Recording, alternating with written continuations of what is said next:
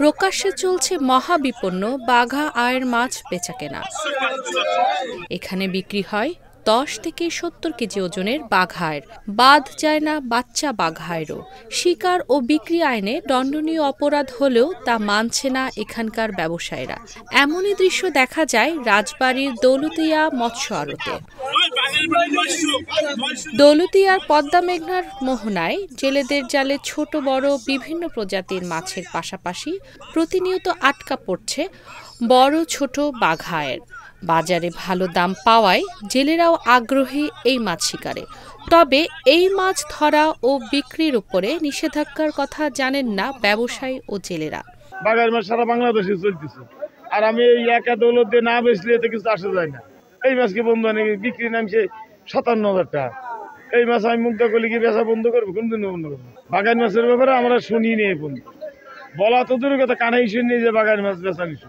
Position কোনো সময় বলে নেই, হলো তো আমার মনে থাকতো না আমরা কি এই মাছটা ধরলে বিপজ্জনক থাকতে পারে, কি জরিমানা দিতে পারে, করতে পারে।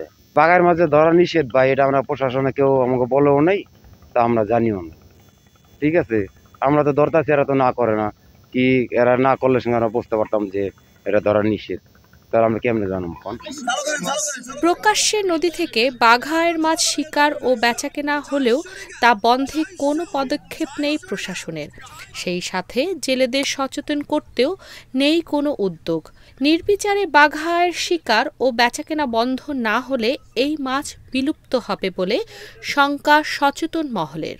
আজ পর্যন্ত আমি দেখি নেই যে কোনো সংশ্লিষ্ট যারা কর্তৃপক্ষ তারা কোনো সময় জেলেদের নিষেধ করছে অথবা জেলেদের কোনো জরিমানা টানা করছে যে যাতে এটা না ধরে, কিন্তু অবাধি ধরা হচ্ছে এই বাঘাইর মাছ। আসলে এই জেলেদের সচেতনতায় যে বাঘার মাছ ধরা নিষেধ বা বাঘার মাছ বিক্রি নিষেধ, এই মেসেজটা যারা সংশ্লিষ্ট কর্তৃপক্ষ তারা কিন্তু জেলেদের নিকট পৌঁছাতে পারছেন না। সেই কারণেই কিন্তু এই বাঘার মাছটা হরহামেশাই জেলেরা ধরছেন এবং এটা বিক্রি করছেন। যেভাবে নদীতে এই বাঘার মাছ ধরতেছে, একটা সময় এই নদীতে বাঘার মাছ আসলে থাকবে না। বন্যপ্রাণী সংরক্ষণ ও নিরাপত্তা আইনের আওতায় এই নিষেধাজ্ঞা থাকায় নদী থেকে শিকার ও বেচাকেনা বন্ধে সরাসরি মৎস্য বিভাগ কোনো পদক্ষেপ নিতে পারে না। তবে এই মাছ রক্ষায় মৎস্য বিভাগ এটিকে মৎস্য সুরক্ষা আইনের আওতায় আনার চেষ্টা করছে। আর বন বিভাগ বলছে বাঘায় রক্ষায় কাজ করছে তারা। মৎস্য সুরক্ষা ও সংরক্ষণ আইন এটা আসলে ব্যবহার করেনি, যার কারণে আমরা আমাদের পক্ষ থেকে এখানে এই বাঘার মাছটা বিক্রি হলেও বা ধরলেও আসলে আমাদের সেরকম কোনো কিছু করার সুযোগ নেই।